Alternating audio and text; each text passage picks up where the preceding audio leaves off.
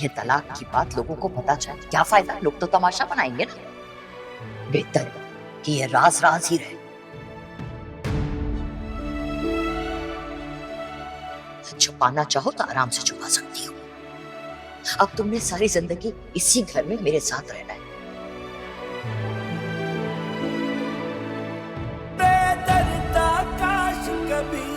जैन से मेरा टूटा हुआ रिश्ता जुड़ नहीं सकता, मगर इस घर के अलावा मेरा और कोई ठिकाना भी तो नहीं है। ना ही जैन के बाद अब कोई और आएगा मेरी जिंदगी में। जो मेरी किस्मत में होना लिखा था वो तो हो गया। कोई बर्बाद ना हो हम जैसा,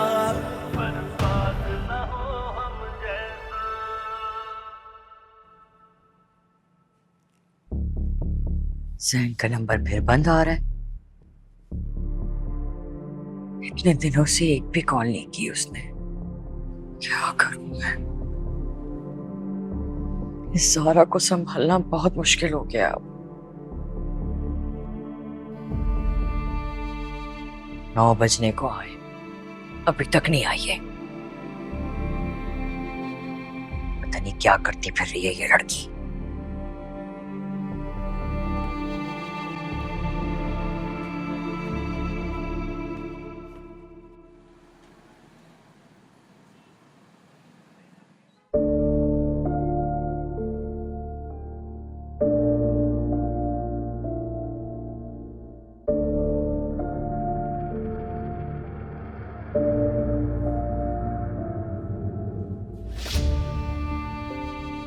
कहाँ रह गई थी तू?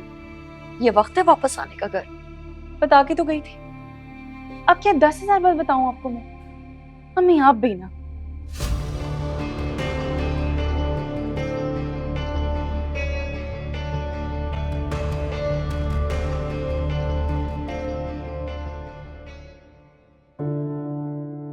अरे वलीद बेटा, तुम थके हुए आते हो, आते साथ ही मेरी खिदमत में लग जाते। बेटा आराम किया करो ना। यही तो आराम है मेरा, आपकी खिदमत करने में ही सुकून मिलता है मुझे। जीते रहो, अल्लाह तुम्हें ढेरों खुशियां नसीब करे।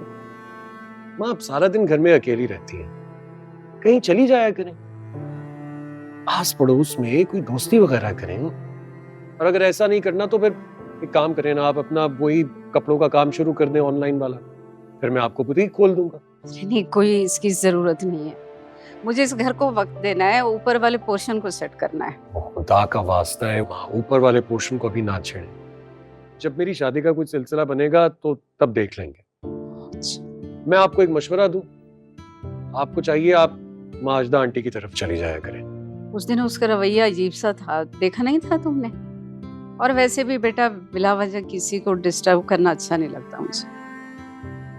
जी माँ, लेकिन उस दिन मुझे लगता है वो किसी स्ट्रेस में थी, कोई टेंशन चल रही थी। वरना वो तो आपका बहुत ख्याल रखती हैं हमेशा। आपको भी चाहिए आप उनकी तरफ जाएं और जाकर उनसे मालूम तो करें कि क्या स्ट्रेस है। कोई ना कोई मसला तो होगा ना। और फिर अकेली औरतें हैं वहां पर, जहन भी दूर होता है।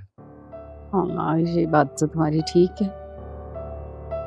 मुझे जाना चाहिए उसके पास, और उनकी अगर कोई परेशानी हो तो शेयर करना चाहिए। मुझे भी यही लगता है। आप जाइए और उनसे किसी तरह मालूम करें कि क्या मसला चल रहा है। फिर अगर मेरी मदद की जरूरत हुई तो मैं भी हाजिर हूँ। ठीक है, मैं कल ही जाती। अच्छा सुनो वलीद, वो रुकैया की भांजी की ना पिक्चर्स मैंने व्हाट्सएप कर दिया, तो मैं वो देख लेना। अच्छा माँ, देख लूंगा। अच्छा बस करो, अब जाओ आराम करो।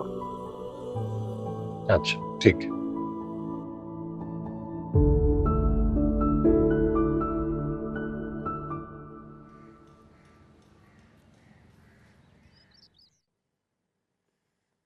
यार ना, किससे बात करूं मैं अपने बच्चे से?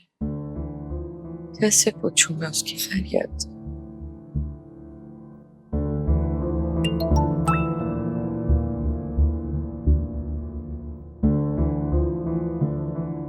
अम्मी मैं बिल्कुल खैरियत से हूँ, मगर अभी मीशा का मूड बहुत ऑफ है। वो आजकल हर वक्त मेरे साथ होती है, मुझ पर नजर रखती है और छोटी छोटी बातों पर ताने देती है। इसलिए मैंने अपना नंबर बंद रखा है। अभी मौका मिला तो ऑन किया है ताकि आपको खैरियत बता सकूं। अब जब तक हालात नॉर्मल नहीं होते मैं आपसे बात नहीं कर पाऊंगा, मगर कोशिश करूंगा कि जल्द राब्ता हो। और हाँ, बिलाल को कह दिया कि वो आपको घर के पेपर्स देने आएगा। पावर ऑफ अटॉर्नी पर साइन मनाहिल की, और अब घर के पेपर्स और अटॉर्नी मनाहिल को दे दीजिएगा। मैं नहीं चाहता कि अब उसके साथ कुछ और गलत हो।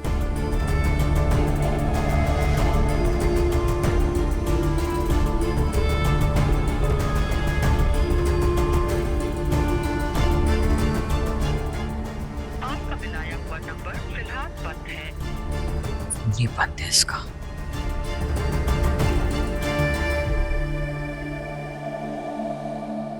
पप्पू नाश्ता कर ले। ज़ारा उठ गई है? नहीं, वो उसका दरवाजा भी लॉक्ड है। मैंने नॉक किया था मगर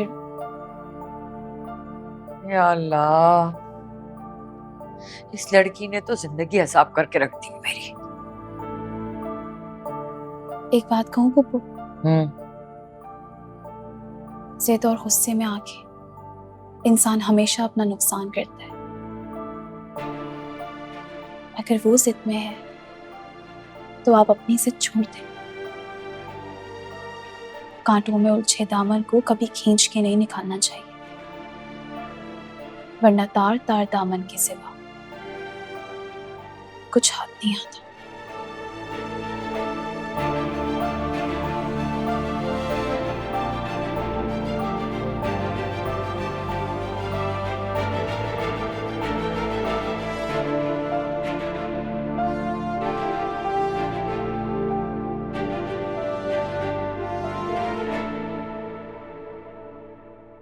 एक महीने का बोलकर 6 महीने लगा दिए, और 10 दिन से तू कल पे टाल रहा है मुझे।